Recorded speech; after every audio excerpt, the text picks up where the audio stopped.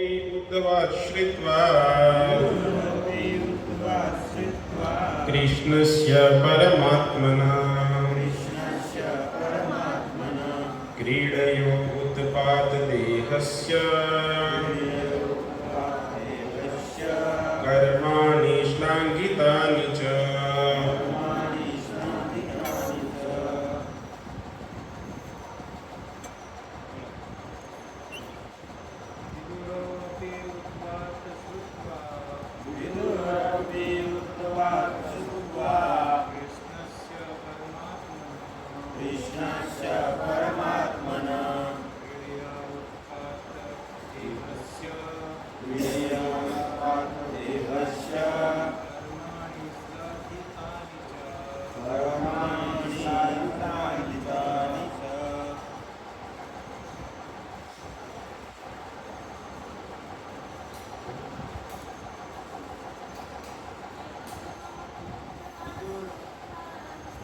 विदुरोऽपि उद्धवाश्रित्वा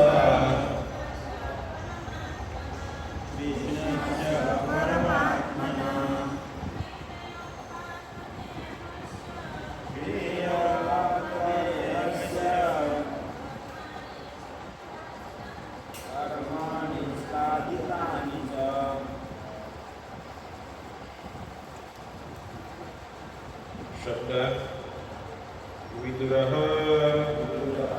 विदुरजी अपि पर उद्धवा उद्धवजी द्वारा श्रुत्वा सामयिले कृष्णस्य श्री कृष्णनो परमात्मनः परमात्मानो क्रीडया भौतिक विश्वમાં લીલાઓ માટે ઉપાત અદ્ભુત રીતે સ્વીકારે દેહસ્ય દેહની કર્માણી દિવ્ય કર્મ શ્લાઘિતાની અત્યંત પ્રશંસનીય ચ અને अनुवाद तथा भावार्थ परम कृष्ण कृपामूर्ति अभय चरणानंद भक्ति वेदांत स्वामी शिल प्रभुपाद जी के द्वारा शिल प्रभुपाद की अनुवाद महर्षिओ जेने विशेष जानवा माटे अथाक प्रयत्नशील होय छे ते परमात्मा भगवान कृष्णना दिव्य प्रशंसनीय प्रागट्य तथा अप्रागट्य लीलाओ અને અન્ય લીલાઓનું વિષય વસ્તુને પણ વિદુરજીએ ઉદ્ધવજી પાસેથી સાંભળ્યું. ભાવા શ્રી કૃષ્ણ પરમાત્મા આવિર્ભાવ અને તિરોભાવનું વિષય વસ્તુ મહર્ષિઓ માટે પણ એક રહસ્ય છે. આ શ્લોકમાં પરમાત્મા પદ મહત્વનું છે. સામાન્ય જીવ સામાન્ય રીતે આત્મા કહેવાય છે, પણ ભગવાન કૃષ્ણ કદી સામાન્ય જીવ નહોતા. તે પરમાત્મા મને સર્વશ્રેષ્ઠ આત્મા હતા. છતાં સામાન્ય મનુષ્યોમાંના એકની જેમ તેમનો અવતાર અને પછી આ મૃત્યુલોક તેમનું અદૃશ્ય થવું એ મહાન ખંતીલા સંશોધકો માટે સંશોધનનું વિષય વસ્તુ છે. સંશોધકો માટે આવું વિષય વસ્તુ અતિશય રસ પડે તેવું છે, કારણ કે તેમાં આ મૃત્યુલોક પરની પોતાની લીલાઓ સમાપ્ત કર્યા પછી ભગવાન જે દિવ્ય ધામમાં પ્રવેશ્યા તે તેમને શોધી કાઢવાનું હોય છે. મહર્ષિઓને પણ જાણ નથી કે આ ભૌતિક આકાશથી દૂર આવેલા કયા આધ્યાત્મિક લોકમાં ભગવાન કૃષ્ણ અને તેમના પાર્ષદો સાથે નિવાસ કરે છે, અને સાથોસાથ આ મૃત્યુલોક પર અને એક પછી એક અન્ય લોક પણ પોતાની લીલાઓનું નિર્દેશન કરે છે. આનું સમર્થન બ્રહ્મ સંહિતામાં ગોલોક એવ નિવસત્ય અખિલાત્મભૂત ભગવાન તેમની યોગ માયા વડે તેમના શાશ્વત ગોલોકમાં નિવાસ કરે છે. તેમ છતાં તે જ સમયે પરમાત્મા રૂપે આધ્યાત્મિક વિશ્વમાં અને ભૌતિક વિશ્વમાં પણ અનેક વિવિધ રૂપો પ્રગટ થઈ ઉપસ્થિત રહે છે. આમ તેમનો આવિર્ભાવ અને તિરોભાવ એક જ સમયે ચાલી રહ્યો છે. કોઈ વ્યક્તિ નિશ્ચિત રૂપે ન કહી શકે આમાં અર્થ અને કયા ઇતિ છે. તેમની શાશ્વત લીલાઓનો પણ નથી આરંભ કે નથી અંત. આથી વ્યક્તિએ શુદ્ધ ભક્તો પાસેથી જ જે શીખવાનું હોય છે તેની જ કહેવાતા સંશોધન કાર્ય પાછળ કોઈએ પોતાનો અમૂલ્ય સમય ન વેડફવો જોઈએ.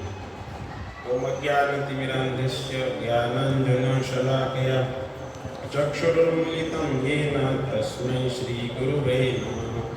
श्रीचैतन्यमनोभीष्टं स्थापितं येन भूतले स्वयं रूप कदा मह्यं ददाति स्वपदान्तिकं. वन्देऽहं श्रीगुरु श्रीयुतपदकमलं श्रीगुरून् वैष्णवं च श्रीरूपं साग्रजातं सहगणा रघुनाथान्वितं तं सजीवं साद्वैतं सावधूतं परिजनसहितं कृष्णचैतन्यदेवं श्रीराधा कृष्णपादान् सहगणा ललिता श्रीविशाखान्वितं च. नमो ॐ विष्णुपादाय कृष्णपृष्ठाय भूतले श्रीमते भक्तिवेदान्त स्वामीति नामिने. नमस्ते सरस्वती देवे गौरवाणी प्रचारिणे निर्विशेष शून्यवादी पाश्चात्यदेशतारिणे.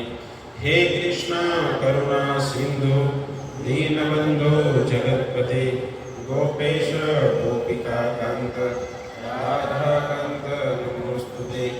तप्त कांचन गौरांगी श्रीराधे वृंदावनेश्वरी वृषभानुसुते देवी प्रणमामि हरिप्रिये. नमो महावदन्याय कृष्ण प्रेमप्रदायते कृष्णाय कृष्ण चैतन्य नाम्ने गौरत्विषे नमः. वाञ्छाकल्पतरुभ्यश्च आसिन्धुभ्य एव च पतितानां पावनेभ्यो वैष्णवेभ्यो नमो नमः. जय श्री कृष्ण चैतन्य प्रभु नित्यानंद श्री अद्वैत गदाधर श्रीवासादि भक्तवृंद. हरे कृष्णा कृष्णा कृष्णा हरे हरे हरे राम राम राम हरे. બધા જ ભક્તોનું મંગળવારીય સત્સંગ પ્રવચનમાં હાર્દિક સ્વાગત છે. ઘણા સમયથી તમે શ્રીમદ ભાગવતમના ત્રીજા સ્કંદનો પાઠ કરી રહ્યા છો.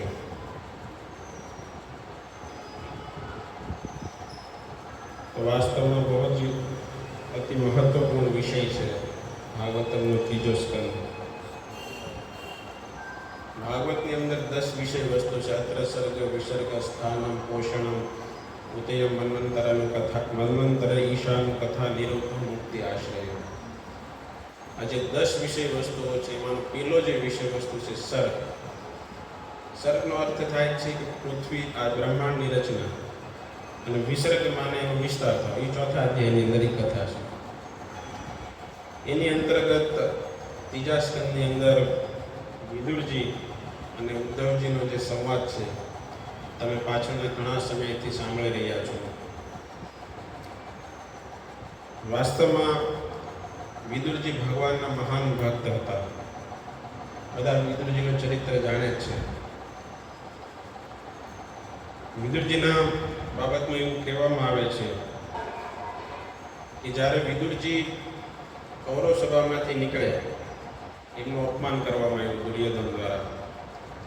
કારણ કે વિદુરજી એને સાચી સલાહ આપતા હતા કે ભાઈ તું ધર્મના પથ ઉપર ચાલ, નહીં તો તારો વિનાશ થઈ જશે. પણ વિદુરજીની સલાહ ન માનતા વિદુરજીનું અપમાન કર્યું અને એમને કીધું કે ભાઈ તું દાસીનો પુત્ર થઈ અને મને સલાહ આપે છો, અને વિદુરજીનું અપમાન કરીને. અત્યાર સુધી વિદુરજી અપમાન સહન કરતા હતા, પણ અપમાનની એક હદ આવે. વ્યક્તિની સહન કરવાની એક હદ હોય. એ હદ પૂરી થતા વિદુરજી એ જે પુરુષસભા હતી, જે સભાની અંદર મહાન પરાક્રમી રાજાઓ હતા, રાજકુમારો હતા, બુદ્ધિશાળી જીવો હતા. અને એવી રાજ્યસભા એ પછી ક્યારે દેખાણી નથી.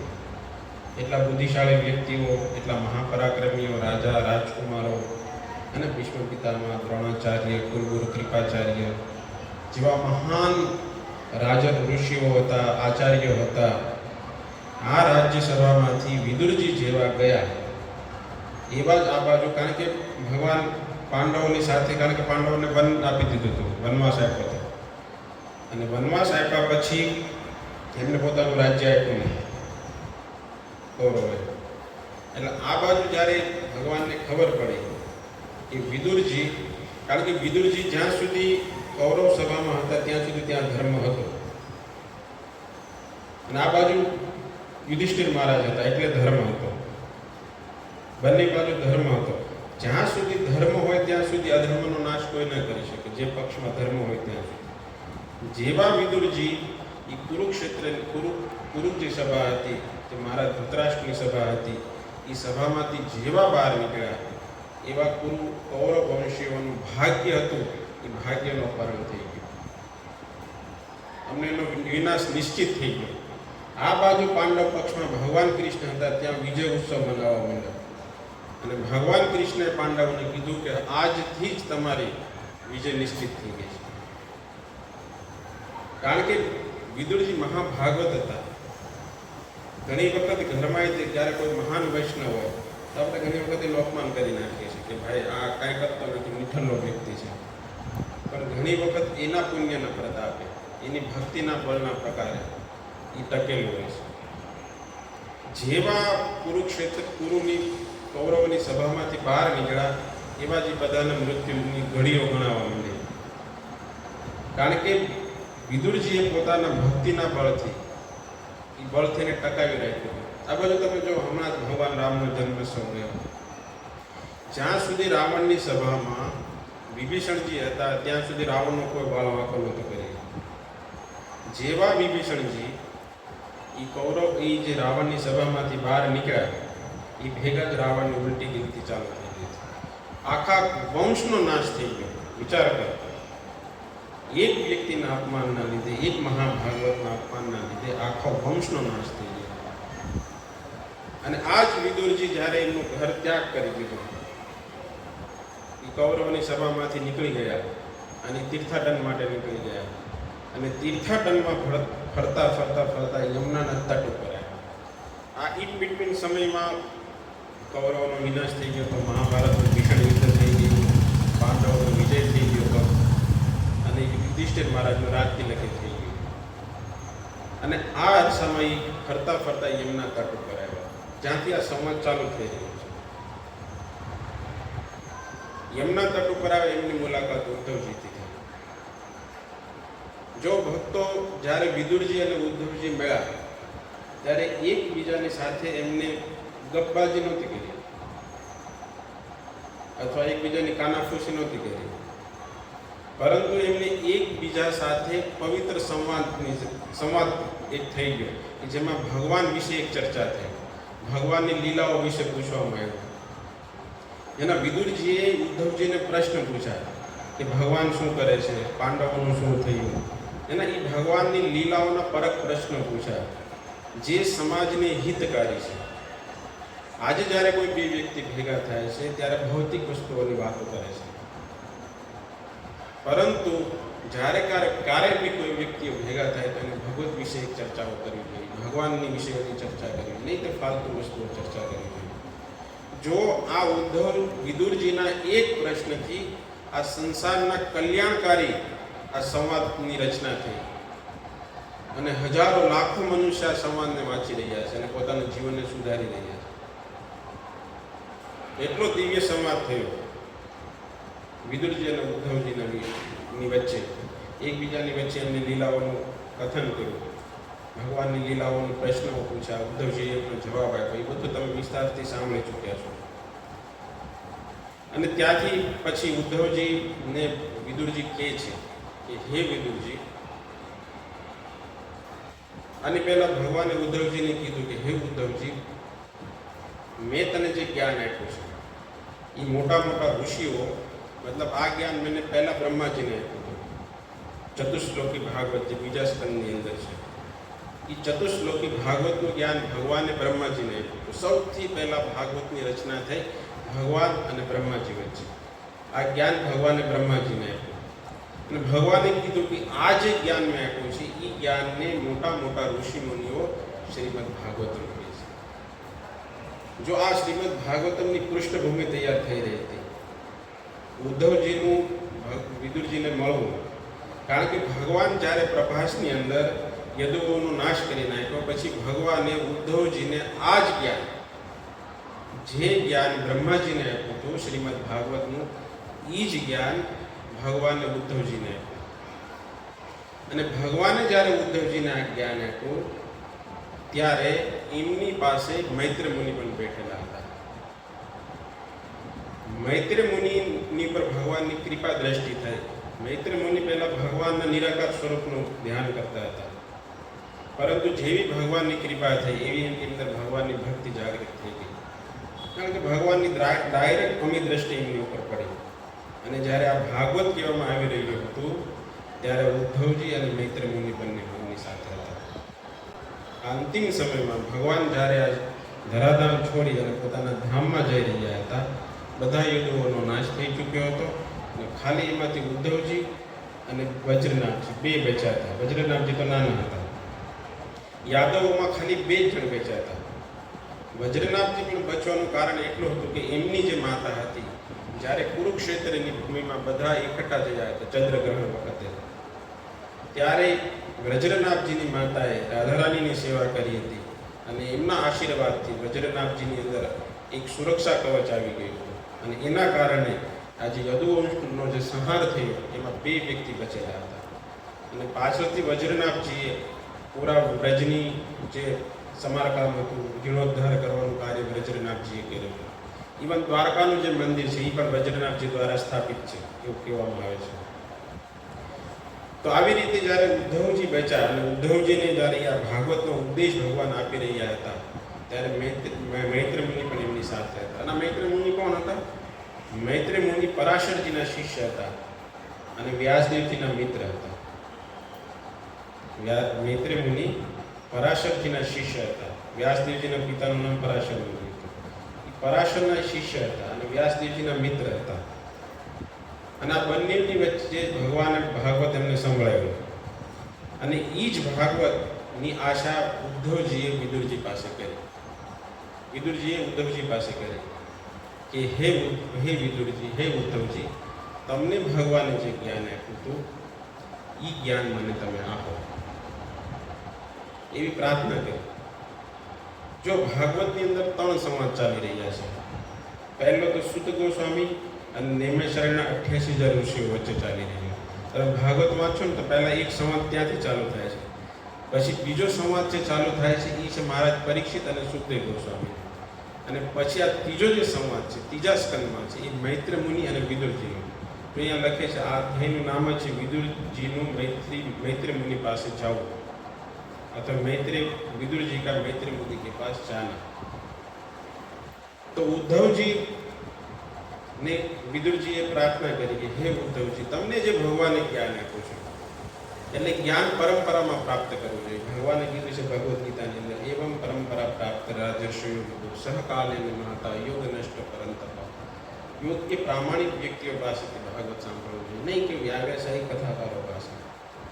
ભગવાનના જે શુદ્ધ ભક્તો છે એવા ભક્તોના મુખેથી ભાગવતની કથાઓ સાંભળવી જોઈએ। ભલે નાની એમથી ભાગવત કથા થતી હોય, પરંતુ વક્તા પણ નિસ્વાર્થ હોય અને સામે શ્રોતા પણ નિસ્વાર્થ હોય, ત્યાં ભગવાન અવશ્ય ઉપસ્થિત થાય છે। જો ભગવાન જ્યારે ભાગવત કહી રહ્યા હતા ત્યારે દુનિયા આખી બેઠી નહોતી, 2 જ વ્યક્તિ બેઠા હતા। તો ભગવાન એવો વિચાર કર્યો કે ભાઈ મારી સામે તો 2 જ વ્યક્તિ બેઠા છે, તો હું તો અને ઘણી વખત વક્તા હોય એમ થાય 5 શ્રોતા તો 2-3 જ છે, તો એને એટલી બધી મજા ન આવે। ભગવાન આદર્શ બતાવે છે। ભગવાનની સામે 2 જ વક્તા હતા, ઉદ્ધવજી અને એ મૈત્ર મુનિ પાછળથી આવીને બેસી ગયા હતા, 2 જ વક્તા હતા, પણ છતાંય ભગવાને ભાગવતનું કીધું। તો વિદુરજીએ જ્યારે ઉદ્ધવજીને કીધું કે હે ઉદ્ધવજી, તમે મને આ જ્ઞાન આપો। તમને જે ભગવાને કીધું છે ને એ મને આપો. તો ઉદ્ધવજી કહે છે નહીં. તે પ્રશ્ન ઊભો થાય એટલે કેમ ઉદ્ધવજીએ ભગવાન વિદુરજીને ના પાડી દીધી? આપણે હોય તો હા હા ચાલો ચાલો હું તો આપીશ તમને, હે ને? જો બહુ મોટો પ્રશ્ન, ઇતિહાસ લખાવવાનો છે. ભાગવતની રચના થઈ રહી છે. અહીંયા મૈત્રેય વિદુરના સંવાદની જગ્યાએ ઉદ્ધવ વિદુરજી સંવાદ થાત ને. અગર ઉદ્ધવજીએ જે, કારણ કે વિદુરજીએ તો એમને ગુરુ રૂપે સ્વીકાર કરી જ લીધા હતા, એમને ગુરુ રૂપે સ્વીકાર કરી લીધા હતા, પણ સંકીર્ણ બુદ્ધિ નહોતી એમની. એમને શું કીધું કે તમે મૈત્રેય મુનિ પાસે જાઓ. એમને પણ આ ભાગવત સાંભળ્યું હતું. એ હરિદ્વારમાં છે, તમે ત્યાં જાઓ અને જઈ અને એમની પાસેથી ભાગવત સાંભળો. તો એ શ્લોકના તાત્પર્યની અંદર પ્રભુપાદજી લખે છે મર્યાદા વ્યતિક્રમ. શા માટે ઉદ્ધવજીએ વિદુરજીને જ્ઞાન આપ્યું? તેનું પહેલું કારણ પ્રભુપાદજી કહે છે કે વિદુરજી ઉંમરમાં ઉદ્ધવજી કરતાં ઘણા મોટા હતા અને ઉદ્ધવજી જાણતા હતા કે વિદુરજી સામાન્ય વ્યક્તિ નહોતા. એ ભગવાનના પરમ ભક્ત હતા, મહાભાગવત હતા. કારણ કે જ્યારે ભગવાન શાંતિદૂત બની અને દુર્યોધનની સભામાં આવ્યા હતા ને, ત્યારે ભગવાને દુર્યોધનની 56 ભોગને ત્યાગ કરી દીધો. નથી જોતું, ચાલ તું નો ચાલ. અને ભગવાનની વિદુરજી જે દાસી પુત્ર હતા એના ગઈને રૂખો સૂકો રોટલો ખાધો. કારણ કે ભગવાનની એમની પર વિશેષ કૃપા હતી અને ઉદ્ધવજીને ખબર હતી. ઉદ્ધવજી સમર્થ હતા, પરંતુ ઉદ્ધવજીએ વ્યતિક્રમ ન કર્યો. પ્રભુપાદજી કહે છે ને મર્યાદા વ્યતિક્રમ કહેવામાં આવે છે. ક્યારે કોઈ સભાની અંદર આપણીથી શ્રેષ્ઠ વ્યક્તિ બેઠો હોય, શ્રીલ પ્રભુપાદજી કહે છે કે તો એ વ્યક્તિને બોલવાનો પહેલો અવસર આપવો જોઈએ. નહીં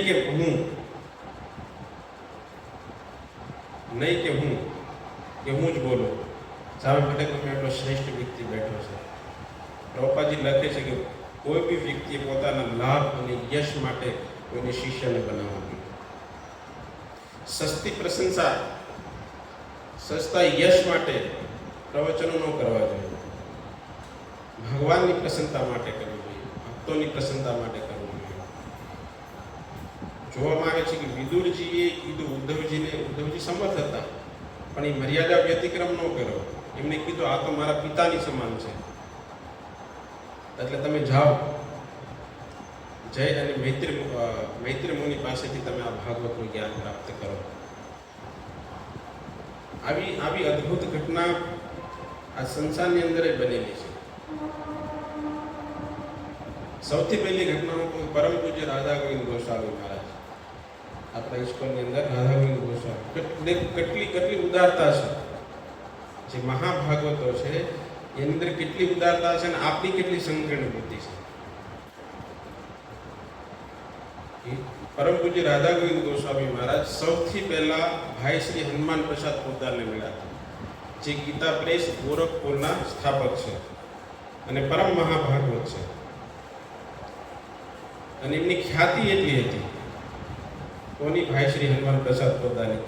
અને ભાઈ શ્રી હનુમાન પ્રસાદ જાણતા હતા કે જે આ રાધા ગોવિંદ ગોસ્વામી છે એ કોઈ સામાન્ય વ્યક્તિ નહોતા.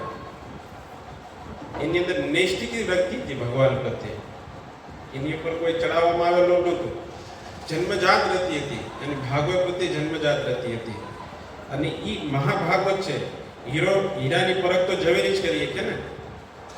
કોઈ સામાન્ય વ્યક્તિને હીરો આપ્યો હોય તો એની પરખ ન કરીએ કે, પણ આપણા હાથમાં હીરો આવ્યો તો આપણને તરત ખબર પડી જાય આ VBS નંબર છે કે આ BS નંબર છે કે આ ટોપ કલેક્શન નંબર છે. એ ભાઈ શ્રી હનુમાન પ્રસાદ પોદાર જેવા મહારાજ આવ્યા અને મહારાજને જોઈને જ એમને ખબર પડી ગઈ કે આ કોઈ સામાન્ય વ્યક્તિ નથી, ભગવાનના મહાન ભક્ત છે. અને અંદર કૃષ્ણ પ્રેમ લબાલબ ભરેલો છે. હવે આવા વ્યક્તિને કોણ શિષ્યના રૂપમાં સ્વીકાર ન કરે? બતાવો મને તમે. કેટલો યશ ફેલાય જેને આવો શિષ્ય મળી ગયો હોય, જેમની એટલી અદ્ભુત કથાઓ કરે, જેને અદ્ભુત શાસ્ત્રનું જ્ઞાન છે, એ વ્યક્તિને કોણ શિષ્યના રૂપમાં સ્વીકાર ન કરે? બતાવો. પણ એ ભાઈ શ્રી હનુમાન પ્રસાદ પોદારજીનું કેટલું વિશાળ હૃદય છે. જો એમને જોયું કે શ્રી ચૈતન્ય મહાપ્રભુના ભક્ત છે અને અત્યારે ફિલહાલ વર્તમાન સમયની અંદર આ ચૈતન્ય મહાપ્રભુના કોઈ શ્રેષ્ઠતમ અને ચૈતન્ય મહાપ્રભુને જાણવા વાળા કોઈ ભક્ત હોય તો એ છે શ્રીલ પ્રભુપાદજી. પ્રભુપાદજી અને ભાઈ શ્રી હનુમાન પ્રસાદ પોતાની મિત્રતા હતી. હનુમાન પ્રસાદ પોદારજીએ કોઈ બી જીવિત વ્યક્તિનો ફોટો એની બુકમાં નથી ક્યારે છાપ્યો, પણ એને પ્રભુપાદજીનો ફોટો છાપ્યો હતો. પ્રભુપાદજીને ભાગવતમ આપ્યું છાપવા માટે પહેલો સ્કંદ, અને સૌથી મોટી હેલ્પ પ્રભુપાદજીને એમને કરી હતી હનુમાન પ્રસાદ પોદારજીએ. જો આ ઘટનાથી શીખવા જેવું છે કે એ મહારાજ દાદા ગોવિંદ ગોસ્વામી મહારાજ એમને ખબર હતી અને એમને જોયું કે આની અંદર શ્રી ચૈતન્ય મહાપ્રભુ પ્રત્યે આની શ્રેષ્ઠતમ ભક્તિ છે. અને અત્યારે ફિલહાલ કોઈ આ સંસારમાં હોય મહાપ્રભુના શ્રેષ્ઠતમ ભક્ત તો એ છે શ્રીલ પ્રભુપાદજી.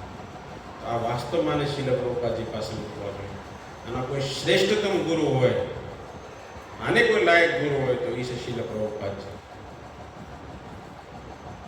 અને એ જ ભાઈ શ્રી હનુમાન પ્રસાદ પોદારને જ્યારે પ્રભુપાદજી મળવા આવ્યા ત્યારે પ્રભુપાદજીને ભાઈ શ્રી હનુમાન પ્રસાદ પોદારે રાધા ગોવિંદ ગોસ્વામી મહારાજનો હાથ પકડી અને પ્રભુપાદજીને આપ્યો અને તમારા શિષ્યના રૂપમાં સ્વીકાર કરો. જો કેટલું ઉદાર હૃદય છે આપણે તો શું કરીએ? આપણો શિષ્ય બનવો જોઈએ. આપણી કાઉન્સિલિંગનો માણસ છે, બહાર ન જવા જોઈએ. પણ જો હનુમાન પ્રસાદ પોદાર સામાન્ય વ્યક્તિ નહોતા, ભગવાનના મહાન ભાગવત હતા. કમ નહોતી એમની ભગવાનની ભક્તિ.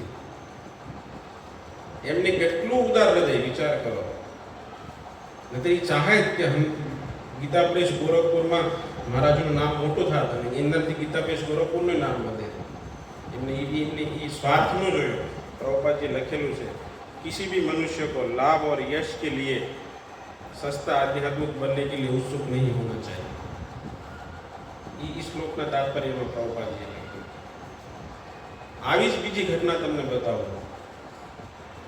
શ્યામાનંદ પ્રભુ જે રાધા ગોપીનાથ મંદિર છે, રાધા શ્યામ સુંદર મંદિર છે વૃંદાવનની અંદર, એના શ્યામાનંદ ગોસ્વામી થઈ ગયા. એ શ્યામાનંદ ગોસ્વામીનું નામ હતું દુઃખી કૃષ્ણ અને એમના ગુરુ હતા હૃદય ચૈતન્ય. એમના ગુરુ હતા હૃદય ચૈતન્ય. એ હૃદય ચૈતન્યએ જોયું કે આજે દુઃખી કૃષ્ણ છે એ મારી કરતા શ્રેષ્ઠતમ રસમાં છે.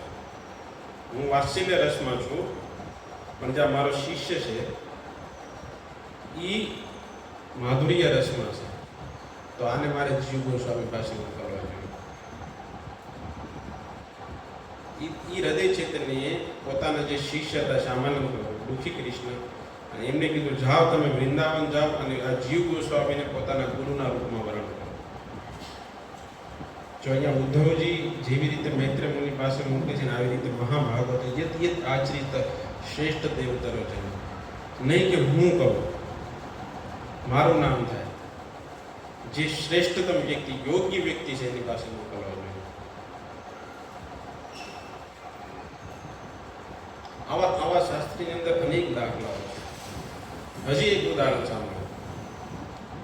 શ્રી ચૈતન્ય મહાપ્રભુ સાર્વભૌમ ભટ્ટાચાર્યને જ્યારે મળ્યા ત્યારે સાર્વભૌમ ભટ્ટાચાર્ય વેદાંતના પારંગ હતા. પણ જેવા શ્રી ચૈતન્ય મહાપ્રભુ સાથે એમનો સંવાદ થયો એટલે ભગવાનના ભક્ત બની ગયા અને ભગવાનના સાકાર રૂપ અને ભગવાન કૃષ્ણ પ્રત્યે એમનો અગાધ પ્રેમ વધી ગયો. તો જ્યારે સાર્વભૌમ ભટ્ટાચાર્ય ભગવાન ચૈતન્ય મહાપ્રભુની મહિમા એમને જાણી લીધી અને ભગવાનની ભક્ત બની ગયા. તત્વે અનુકંપા સુમિક્ષમાણો ગુંજાનેવા. એ આ જે શ્લોક છે એ શ્લોકમાં છેલ્લી લાઈન છે મુક્તિ પદે દાય ભાગ. તો સાર્વભૌમ ભટ્ટાચાર્યની ભગવાન પ્રત્યે એટલી ભક્તિ વધી ગઈ તો એમને ભક્તિ પદે કરી દીધી. એ શ્લોકની અંદર એ શબ્દને ફેરીને ભક્તિ પદે કરી.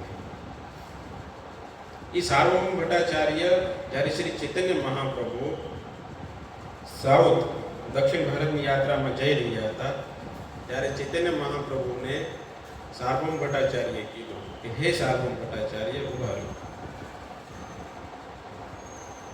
સાર્વભૌમ ભટ્ટાચાર્યને કીધું તમે ઉભા રહ્યો. સાર્વભૌમ ભટ્ટાચાર્ય ચૈતન્ય મહાપ્રભુને કીધું તમે ઉભા રહ્યો. હું તમને એક વ્યક્તિનું નામ આપું છું, એનું નામ છે રાય રામાનંદ, જે ગોદાવરીના કિનારે છે. એને મને ભક્તિનો ઉપદેશ આપ્યો હતો, પણ ત્યારે મારી અંદર આ નિરાકારનું ભૂત ચડેલું હતું, બ્રહ્મ નિરાકારનું ભૂત ચડેલું હતું. એટલે હું એમને જે મને મહિમા કીધી ભગવાનની ભક્તિની, એ મહિમાને મેં અપકોડી નાખી હતી, એને નિગ્લેક્ટ કરી નાખી, એને કોઈ ભાવ નહોતો આપ્યો. તો હે શ્રી ચૈતન્ય મહાપ્રભુ એ શ્રેષ્ઠતમ વ્યક્તિ છે, એ ભગવત તત્વને જાણવાવાળા છે, ભક્તિના ઉચ્ચતમ રસને જાણવાવાળા છે. જબકી ચૈતન્ય મહાપ્રભુ ભગવાન સ્વયં હતા, એમને કોઈ રસની જરૂર નહોતી, પણ એ સાર્વભૌમ ભટ્ટાચાર્ય એ રામાનંદ રાયની મહિમા વધારવા માંગતા હતા. અને સ્વયં શ્રી ચૈતન્ય મહાપ્રભુએ રાય રામાનંદ સાથે સંવાદ કર્યો, અને એ સંવાદ અદ્ભુત સંવાદ શ્રી ચૈતન્ય ચરિતામૃતમાં છે. બધા જ શાસ્ત્રોનો સાર શ્રી ચૈતન્ય મહાપ્રભુએ એમના મુખેથી, રામાનંદ રાયના મુખેથી બોલ્યા. વિચાર કરો, પોતે યશ ન લેતા બીજાને યશ આપે. અને જ્યારે ભક્તોમાં આ ગુણ આવી જાય ત્યારે ભક્તનો ઉદ્ધાર નિશ્ચિત થઈ જાય. સંકીર્ણ બુદ્ધિ નહોતી કે ભાઈ હું જ કરું, હું જ પ્રવચન આપું. નહીં, ઉદ્ધવજીએ જોયું કે આ મારા પિતાની ઉંમરના છે ઉદ્ધવજી, અને મારો ઉપદેશ ના આપવો જોઈએ. અને એ વખતે મૈત્ર મુનિ હતા, તો મૈત્ર મુનિ પાસે છે અને તમે ઉપદેશ ગ્રહણ કરો. આ રીતે બંને વચ્ચે સંવાદ પૂરો થયો. અને પરીક્ષિત મહારાજે પછી પ્રશ્ન પૂછ્યો કે ભાઈ આ ઉદ્ધવજીનું પછી શું થયું? તો ભગવાને ઉદ્ધવજીને આદેશ આપ્યો હતો કે તમે બદ્રિકા આશ્રમમાં જાઓ. અને 32 નંબરના શ્લોકમાં કીધું છે કે એવમ ત્રિલોક ગુરુ નામ સંદિષ્ટમ. 32 નંબરના શ્લોકમાં કીધું છે કે એવમ ત્રિલોક ગુરુ નામ સંદિષ્ટમ. આવી રીતે ત્રણેય લોકોના ગુરુ ભગવાન કૃષ્ણ એમને શું કીધું? સંદિષ્ટમ. એમને આદેશ આપ્યો. કોને આદેશ આપ્યો? ઉદ્ધવજીને. તમે ક્યાં જાઓ? બદ્રિકા આશ્રમમાં જાઓ. તો અહીંયા પ્રશ્ન ઊભો થાય કે કેમ ભગવાને એમ કીધું કે તમે બદ્રિકા આશ્રમમાં જાઓ, વૃંદાવન ન જાઓ? ના, એ પ્રશ્ન તો ઊભો થવો જોઈએ ને કે ભગવાન એને એમના તટ આપણે હોય તો શું આપણે વૃંદાવન જઈએ ને? તો ઉદ્ધવજીને ભગવાને એમ કીધું કે તમે બદ્રિકા આશ્રમમાં જાઓ, અને બદ્રિકા આશ્રમમાં જઈ અને ત્યાં તપસ્યા કરો. અને એ કોને કીધું? એ ભગવાનને એ કીધું છે શબ્દ યોની.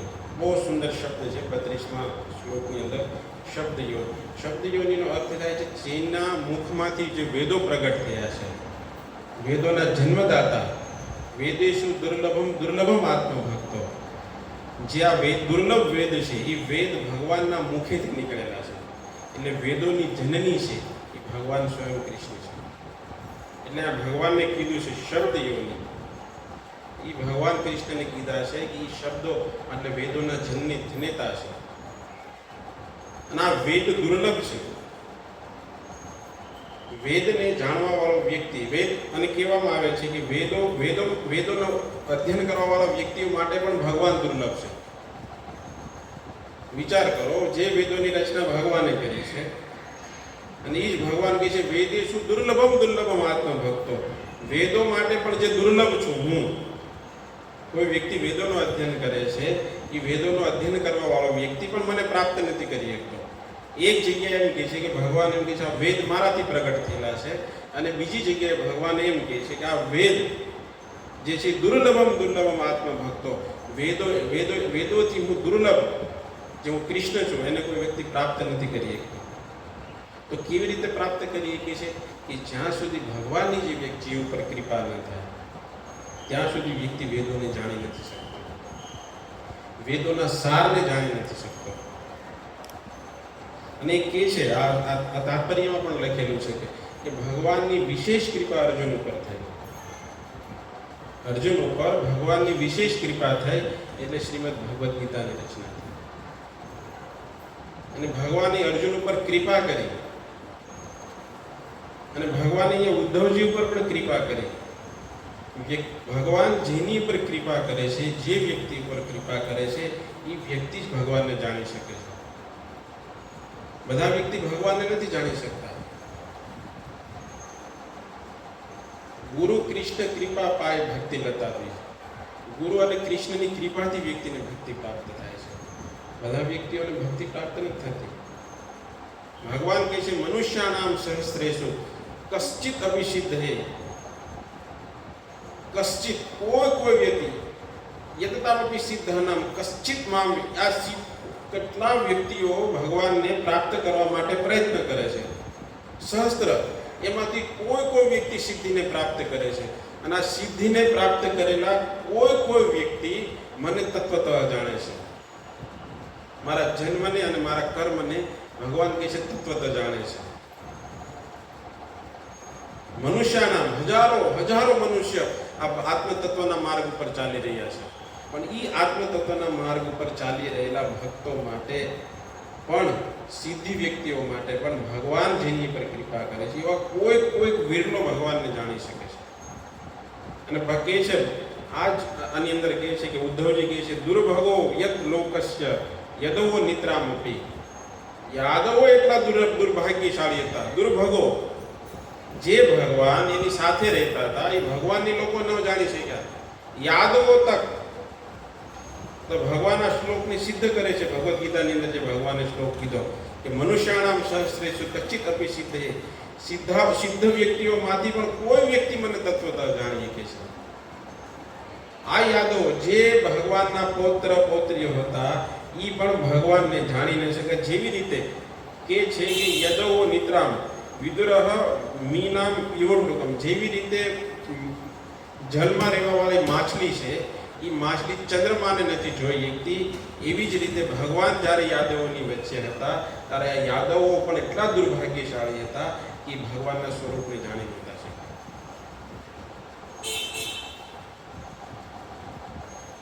અને ભગવાન ચાહતા હતા બદ્રિકા આશ્રમમાં ઉદ્ધવજીને મોકલવાનું એકમાત્ર કારણ એ હતું કે ત્યાંના જે ઋષિમુનિઓ હતા એ ઋષિમુનિઓને ભગવાનના ભક્તિ તત્વનો ઉપદેશ દેવા માંગતા હતા. તાત્પર્યમાં શ્રીલ પ્રભુપાદજી લખે છે. અને નરનારાયણ ભગવાન છે એમને પણ આ ભાગવત કથાઓ સંભળાવવા માંગતા હતા. એટલે ભગવાને ઉદ્ધવજીને કીધું કે હે ઉદ્ધવજી, તમે ત્યાં જાઓ અને જઈ અને બદ્રિકા આશ્રમમાં જઈ અને મેં તમને જે કથા કીધી છે એ કથાનું ત્યાં રસપાન કરો. અને હવે આજનો જે શ્લોક છે એ કહે છે વિદુર અપેશ ઉદ્ધવાત શ્રુત્વા. વિદુરજીએ પણ જેવી રીતે ભગવાનના આવિર્ભાવ અને તિરોભાવની જે કથા હતી એ કથા ઉદ્ધવજી પાસેથી વિદુર અપેશ શ્રુત્વા વિદુરજીએ પણ સાંભળી હતી. કૃષ્ણસ્ય પરમાત્મા, ભગવાન કૃષ્ણના ક્રીડો અપ્યત્ય દેહસ્ય, ભગવાનના આવિર્ભાવ અને તિરોભાવના વિષયમાં અને ભગવાનના કર્મની શ્લાઘિતાની કહે છે કે ભગવાનના અત્યંત પ્રશંસનીય જે આવિર્ભાવ અને તિરોભાવ હતો એ તિરોભાવના વિષયમાં મહર્ષિઓ પણ લગનથી એમની ચાહે છે. ભગવાન લગનથી મહર્ષિઓ પણ ભગવાનના આ જે આવિર્ભાવ અને તિરોભાવ છે એમને જાણવા માટે ઉત્સુક હોય છે. એમને પણ એક લગ્ન લાગી હોય છે. અને આપને લગ્ન લાગે છે પણ સંસારના વિષયોમાં, લોકોની ઈર્ષ્યા કરવામાં, હે ને કંઈક કોઈકની વાત થતી હોય તો આપણે તરત કાન આવી જાય, કોની વાત કરે છે, હે ને આપણો આ સ્વભાવ છે.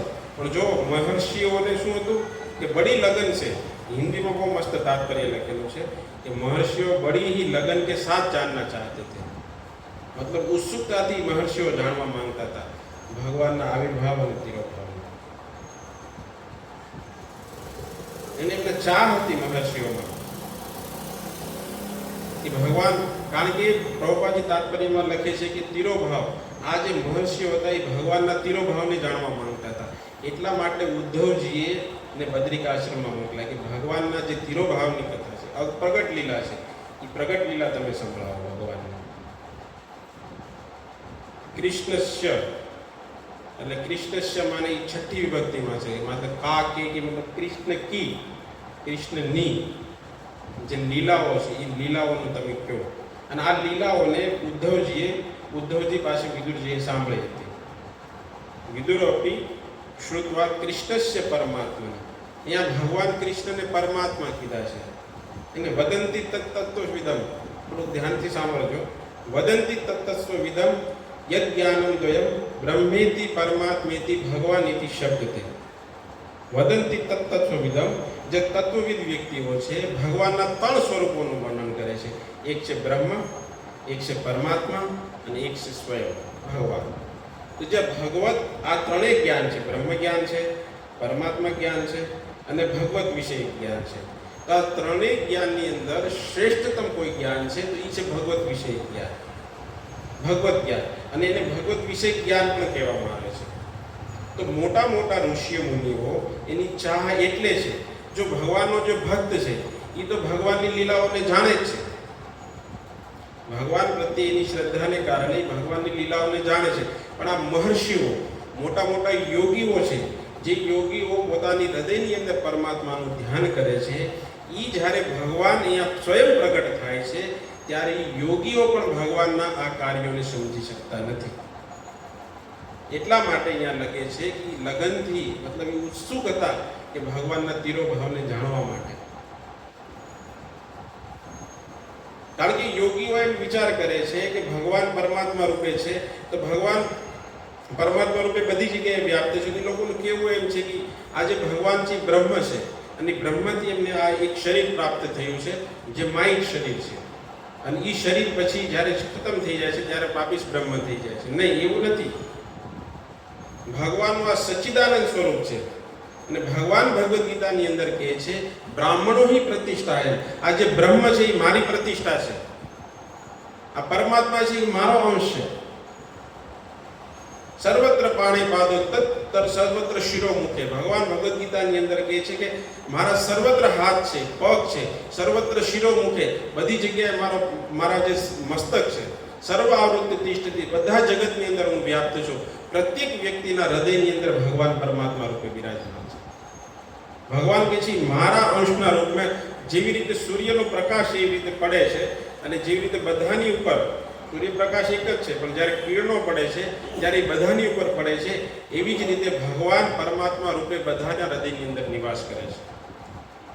જ્યારે ભગવાન સ્વયં આવિર્ભૂત થાય છે ત્યારે સામાન્ય વ્યક્તિઓ ભગવાનને જાણી શકતા નથી. અને એ કહે છે કે ભગવાનનું જે અપ્રગટ થવું છે એ સામાન્ય વ્યક્તિઓ જેવું છે. નહીં, સામાન્ય વ્યક્તિ જેવું નથી. ભગવાન કહે છે અવજાનંતિ મામ મૂઢા માનુષિમ તનુમ આશ્રિતમ. ભગવાન ભગવદ્ ગીતામાં કહે છે કે જે મૂઢ વ્યક્તિઓ છે એ મારા આવિર્ભાવ અને તિરોભાવને સમજી નથી શકતા. તો કોણ જાણી શકે છે? તો ભગવાન કહે છે ભક્ત્યા મામ અભિજાનંતિ.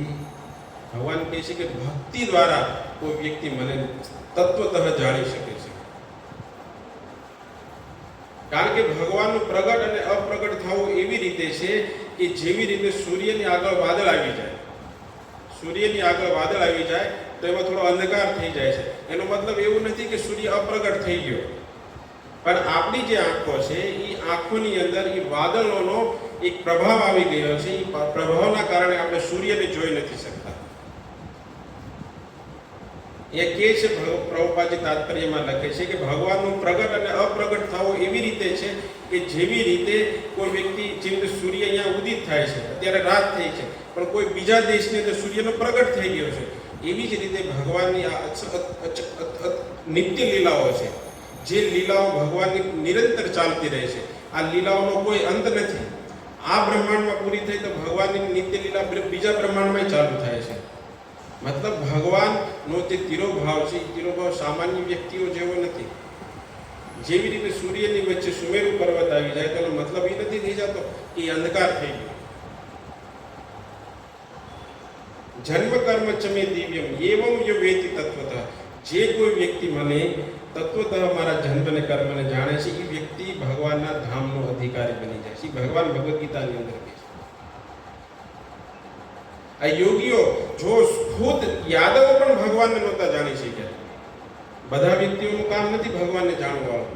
જે યોગીઓ ભગવાનને પરમાત્મા રૂપે હૃદયની અંદર દર્શન કરવાનો પ્રયત્ન કરે છે એ ભગવાનને ભક્તિના પ્રભાવથી એને બાંધી દે છે.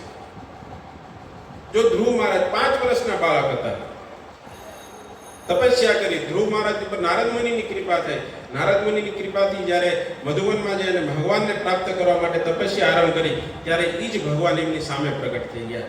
જે યોગીઓને પણ દુર્લભ છે એવા ભગવાનને ભક્તિ દ્વારા ભક્ત બાંધી દે છે. જો ભગવાનની કેટલી અદ્ભુત લીલા છે.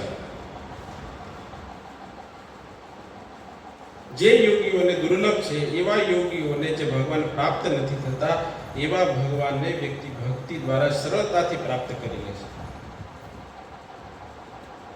ભક્તિ અતિ સરળતમ માર્ગ છે ભગવાનને પ્રાપ્ત કરવાનો, ભગવાનને જાણવા માટે.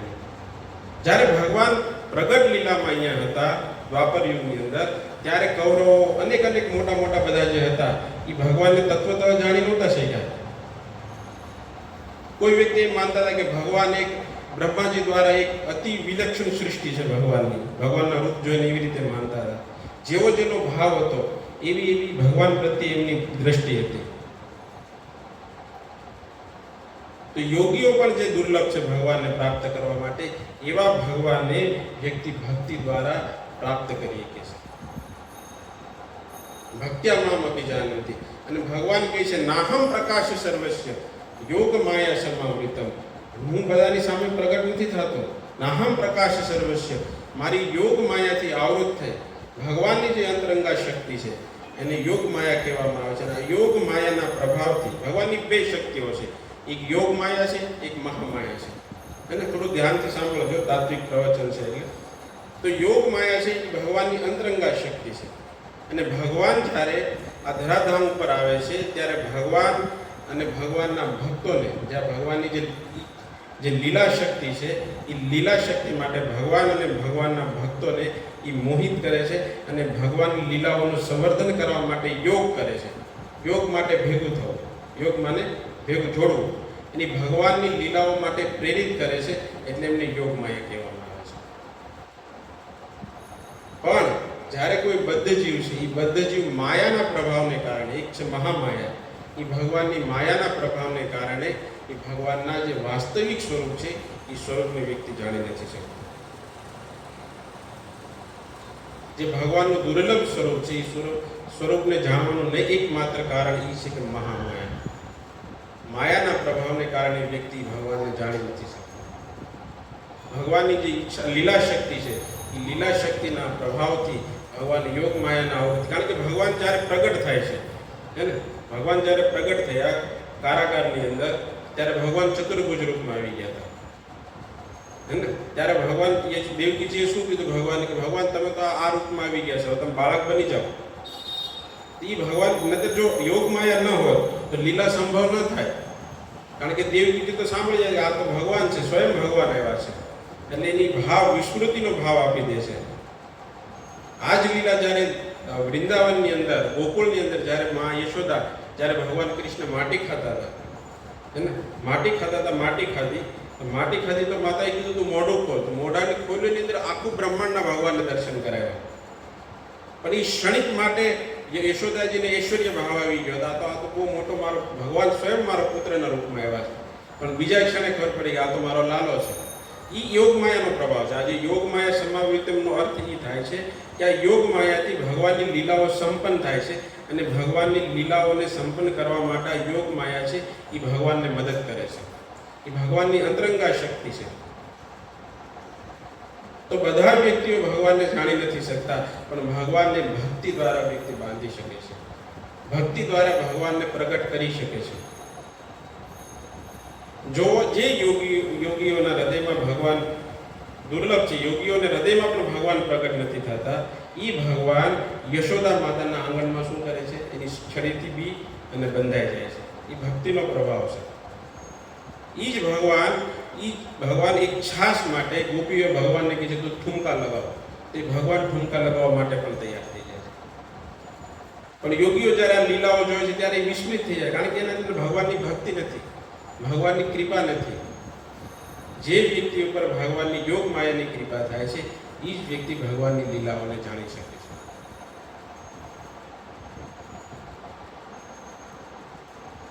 એટલે ભગવાન યશોદાજીના પ્રેમથી બંધાઈ જાય છે ઉખલથી.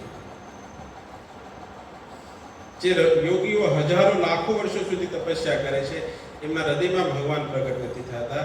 એ ભગવાન કેવલ ભક્તિના બંધનથી બંધાઈ જાય છે. જો ભગવાનની કેટલી અદ્ભુત ભક્તિ છે, ભક્તિ પ્રત્યે ભગવાનને કેટલો પ્રેમ છે. भक्ति योग के द्वारा भगवान ने सरलताથી प्राप्त કરી શકે છે। अन्य जो मार्ग છે એ બધા ભગવાન કહે છે ક્લેશોથી કરસ તેસામ अव्यक्त चेतसाम अव्यक्त जो उपासना है इन अंदर बहुत बड़ा क्लेश है, दुख है, परंतु भक्ति एकदम सरल मार्ग है। भक्ति द्वारा कोई व्यक्ति भगवान ने प्राप्त करी શકે છે। જ્યાં સુધી વ્યક્તિની અંદર ભક્તિનો પ્રભાવ નહીં આવે, જ્યાં સુધી ભક્તિ પ્રગટ નહીં થાય, ત્યાં સુધી ભક્તિ ભગવાનના વાસ્તવિક સ્વરૂપને નહીં જાણી શકે। ભલે પછી ભગવાનનો પુત્ર કેમ ન હોય, ભગવાનના સંબંધી કેમ ન હોય। અને ભગવાન જ્યારે કુરુક્ષેત્ર કુરુસભાની અંદર ધૃતરાષ્ટ્રની સભાની અંદર ભગવાને જ્યારે વિશ્વરૂપનું દર્શન કર્યું, કોઈ ઘણા જણા લોકોએ ભગવાનના રૂપનું દર્શન કરી ગયા હતા અને બધા ભગવાનને માનતા નહોતા। દુર્યોધન તો ભગવાન કૃષ્ણને ગ્વાલા જ કહેતા હતા, ભગવાન માનતો જ નહોતો, કારણ કે અવજાનંદીમાં મૂઢ વ્યક્તિ મને નહીં જાણી શકે, મને જાણવા માટે ભક્તિ જોશે। જ્યાં સુધી મારી ભક્તિ અંતરંગા શક્તિની કૃપા જે વ્યક્તિ ઉપર નહીં થાય, ભગવાનની લીલા શક્તિની જેની ઉપર કૃપા નહીં થાય, ત્યાં સુધી વ્યક્તિ ભગવાનના વાસ્તવિક સ્વરૂપને નહીં જાણી શકે। ભલે પછી મહર્ષિ કેમ ન હોય, બડો બડો યોગી કેમ ન હોય, બડો બડો જ્ઞાની કેમ ન હોય, બહિરંતિસ્ય ભૂતાનામ, અને ભગવાન કહે છે કે જીવની અંદર હું છું, બહાર હું છું। ભગવાન પાસે ભગવાન કહે છે હું જીવથી દૂર પણ છું, નજીક પણ છું। ભગવદ્ ગીતાની અંદર કહે છે દૂર ભગવાન પોતાના ધામની અંદર છે અને નજીક ભગવાન જીવની હૃદયની અંદર પણ છે। જેવી રીતે દહીંની અંદરથી દૂધની અંદર માખણ છુપાવેલું છે, એક વિધિ દ્વારા એ માખણને પ્રાપ્ત કરવામાં આવે છે, એવી જ રીતે ભગવાનને જો જાણવા હોય તો એ વિધિ છે, ભક્તિની વિધિ। જ્યાં સુધી વ્યક્તિ ભગવાનની ભક્તિ નહીં કરે ત્યાં સુધી ભગવાનના જે દિવ્ય રૂપ છે, ભગવાનના જે જન્મ છે, ભગવાનના જે કર્મ છે એ વ્યક્તિ જાણી નહીં શકે। બસ એની અંદર કેવલ તાર્કિક થશે, જ્ઞાનના બળ ઉપર અનેક તર્કો કરે રાખશે, પરંતુ ભગવાનના સ્વરૂપને નહીં જાણી શકે। દેવતાઓ તક ભગવાનની લીલાથી મોહિત થઈ જાય છે। તમે વિચાર કરો, આ જ દેવતા ક્ષીરસાગરની ઉપર જઈને પ્રાર્થના કરે છે ને કે ભગવાન તમે પ્રગટ થાઓ, તમે પ્રગટ થાઓ અને આ બધા અસુરોથી જે આખી જે પૃથ્વી ત્રાહીમાં પહોંચાઈ ગઈ છે ને એને તમે મુક્તિ આપો, આસુરોનો સંહાર કરો, પ્રાર્થના કરે છે ને ભગવાન પાસે, ક્ષીરસાગર પાસે જઈ। અને જ્યારે ભગવાન પ્રગટ થયા ત્યારે એ જ બ્રહ્માજીએ શું કર્યું? બાળબાળોને આ થોડા ભગવાન છે કે એનું ઓલાનું હેઠું ખાય છે, ઓલાનું હેઠું ખાય છે। અને જ્યારે બ્રહ્માજીને ખબર પડે કે આ તો ભગવાન છે, કારણ કે ભગવાન બધા બ્રહ્માજી બધા ગ્વાલ બાલ બછડાઓને બધાને ચોરી લઈને વ્યાઈ ગયા હતા। ભગવાને પોતાના શરીરમાંથી એવા જ બધા જે બછડાઓ હતા, જે ગ્વાલ બાલ હતા, એવા જ બધા છોકરાઓની ઉત્પત્તિ કરી અને 1 વર્ષ સુધી આ લીલા ચાલી હતી। અને પછી જ્યારે બ્રહ્માજી જોવા આવ્યા ત્યારે બ્રહ્માજીને બ્રહ્મ વિમોહન લીલા કહેવામાં આવે છે। બ્રહ્માજીને મોહ થઈ ગયો, આ તો ભગવાન છે સ્વયં, અને ભગવાનને પ્રાર્થના કરી અને એમાંથી આ શ્લોક ગાય છે, તત્વે કંપા સૂક્ષ્મીક્ષમાનો, જેની ઉપર ભગવાનની કૃપા થાય છે એને ભગવાન વાસ્તવમાં તમને જાણી શકે છે।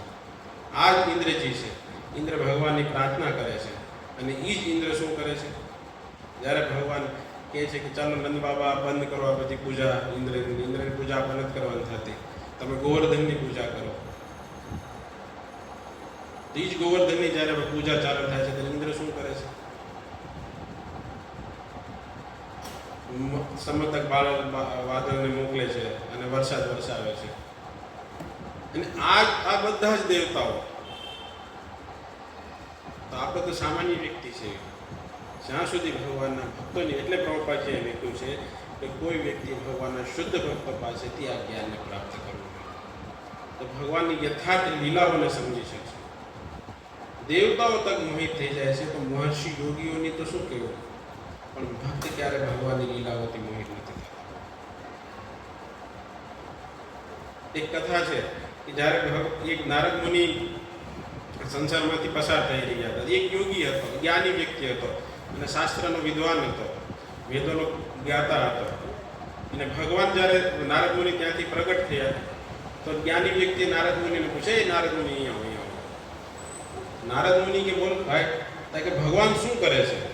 નારદ મુનિને પ્રશ્ન પૂછો જ્ઞાની વ્યક્તિ કે ભગવાન શું કરે છે?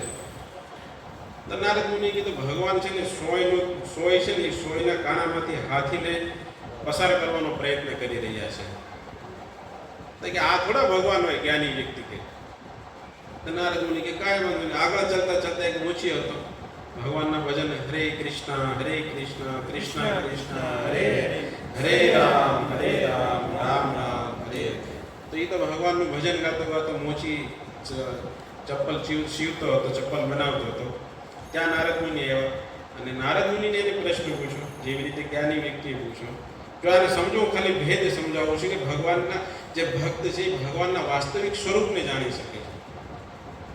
તો એ જે મોચી હતો એની પાસે કોઈ જ્ઞાન નહોતું, અભણ હતા. ઓલા પાસે વેદોનો પૂરેપૂરો જ્ઞાન હતો. આગળ આપણે એક શ્લોક જોયો શબ્દ યોની, કે શબ્દ યોની માટે જે વેદ ભગવાનથી પ્રગટ થયા છે એ વેદોને જાણવા વાળો. એટલે ભગવાને કીધું વેદેશુ દુર્લભમ આત્મા ભક્તો. વેદોમાં પણ જે દુર્લભ છે એવા મને વેદો દ્વારા જાણી નથી શકતી. વેદોનો પરંપરાગત જ્ઞાની વ્યક્તિ હતો, છતાં એ ભગવાનના સ્વરૂપને ન જાણી શક્યો.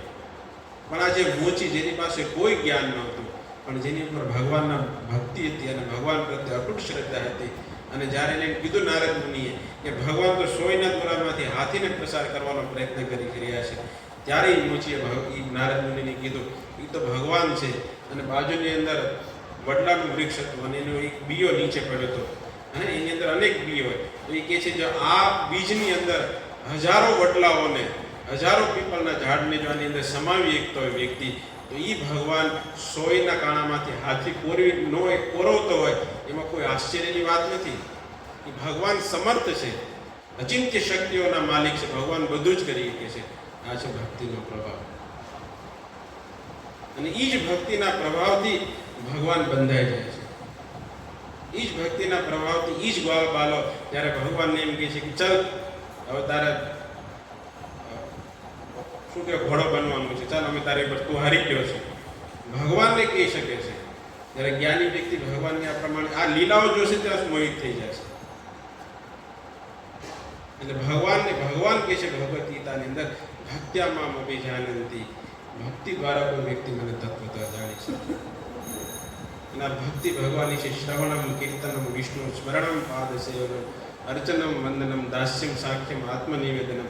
આ 9 વિધા જે ભક્તિ છે, આ 9 વિધા ભક્તિઓમાંથી કોઈ બી એક ભક્તિના અંગને પકડી અને કોઈ વ્યક્તિ ભગવાનને પ્રાપ્ત કરવા માટે સમર્થ બની જાય છે. અને આ જ ભક્તિથી ભગવાનને પ્રાપ્ત થયાના હજારો દાખલા છે, પરંતુ કોઈ જ્ઞાની ભગવાનને પ્રાપ્ત થયો એવો એક પણ દાખલો નથી. આપણા જ સૌરાષ્ટ્રની અંદર નરસિંહ મહેતા થઈ ગયા. ભગવાન 52 વખત દર્શન કર્યા. કયા નરસિંહ મહેતા શું ભણાવતા બતાવો મને. એવું નથી કે વેદોના જ્ઞાતાને ભગવાન પ્રાપ્ત થાય છે, બડા બડા યોગીઓને ભગવાન પ્રાપ્ત થાય છે. નરસિંહ મહેતા ક્યાં ઘરે જ રહેતા હતા ને. એ મૂળદાસજી ભગવાનના કેટલા મહાન ભક્ત થઈ અને કેટલા મોટા મોટા ભજનોની રચના કરી. અને એ કાંઈ ભણવા ગયા હતા, ગંગા સતી કાંઈ ભણવા ગયા હતા. પણ એ ભક્તિના પ્રભાવથી વ્યક્તિ ભગવાનને જાણી શકે છે. કહેવાનો તાત્પર્ય આ શ્લોકમાં પ્રભુપાદજીનું લખવાનું એ છે કે જ્યાં સુધી કોઈ, કારણ કે ભગવાન ગોલોક એવા નિવખિલ સત્ય ભોગ, ભગવાન અનેક ગોલોકની અંદર લીલાઓ કરી રહ્યા છે. ભગવાનનું પ્રગટ અને અપ્રગટ થવું સૂર્યની સમાન છે. જેવી રીતે સૂર્ય અહીંયા અપ્રગટ થઈ ગયો છે, બીજા દેશની અંદર પ્રગટ થયો છે, એવી જ રીતે ભગવાનનો નિત્ય લીલાનો ક્રમ ચાલુ રહે છે. ભગવાનનો ક્યારેય જ તિરોભાવ નથી થતો.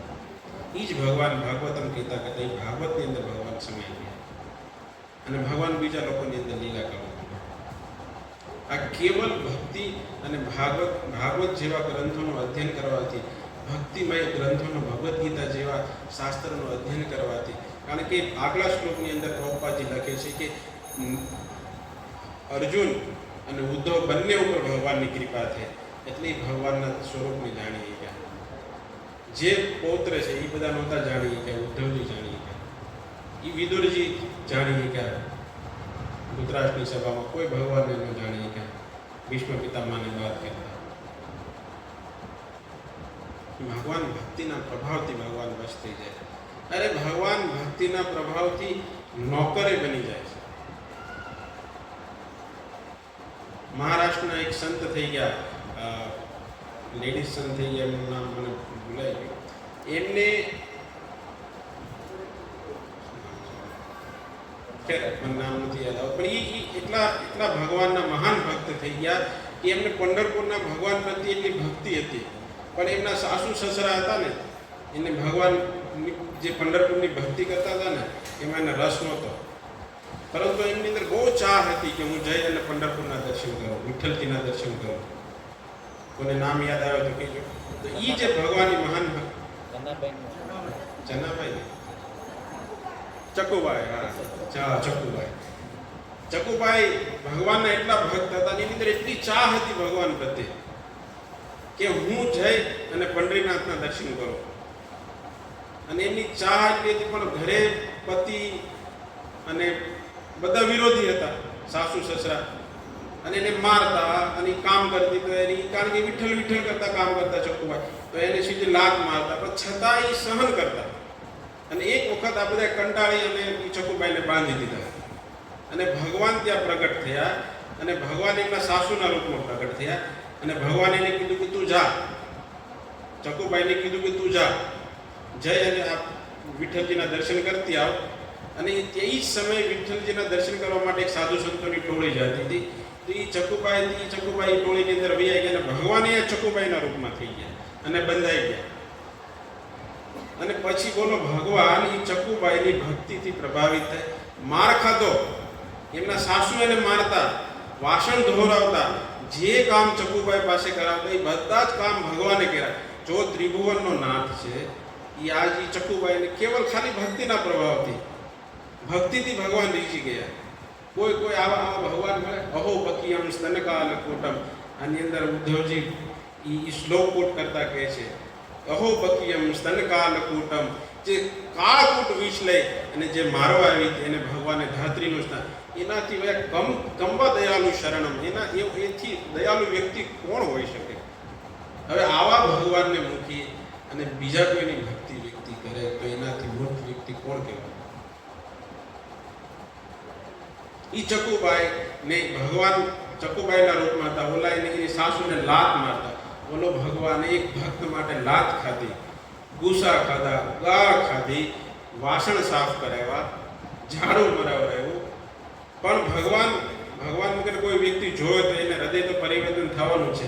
ધીમે ધીમે એ લોકોનું હૃદય પરિવર્તન થતા એ લોકોની પણ ભગવાન પ્રત્યે ભક્તિ વધવાની.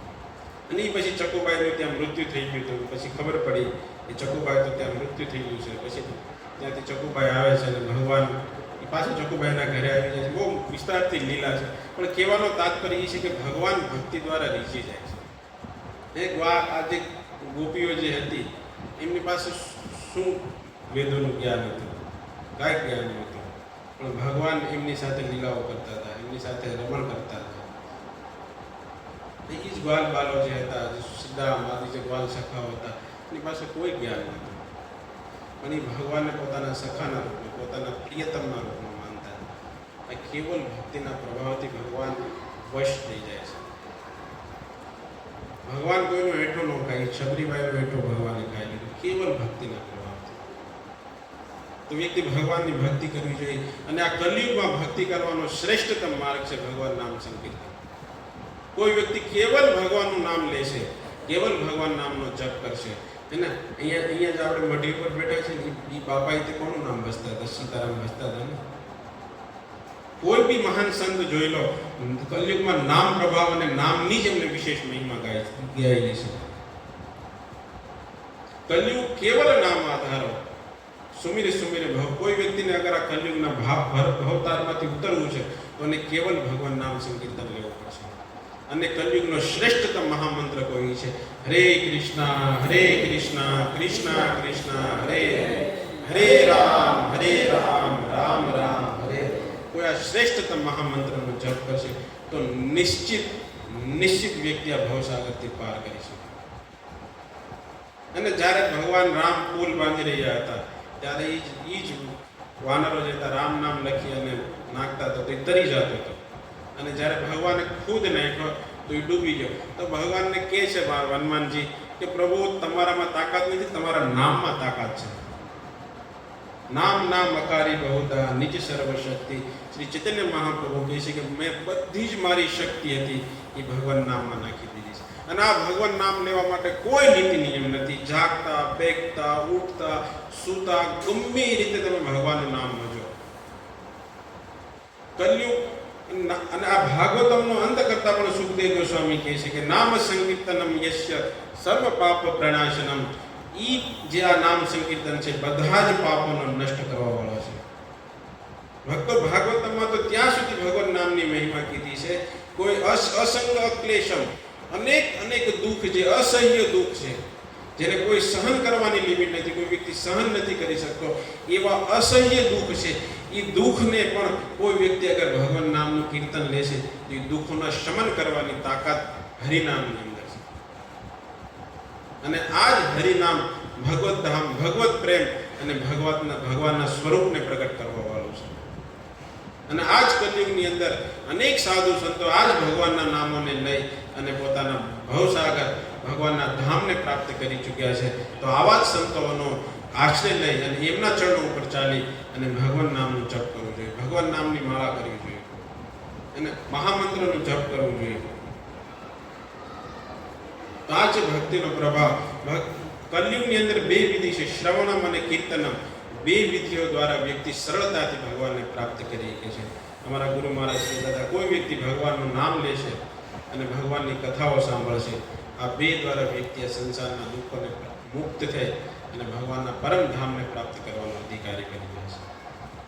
જે વસ્તુ, જે ભગવત તત્વ જ્ઞાન દ્વારા, યોગ દ્વારા, એની કોઈ દ્વારા ભગવાન પ્રાપ્ત, કર્મ દ્વારા ભગવાન, મોટા મોટા યજ્ઞ દ્વારા પ્રાપ્ત નથી થતા.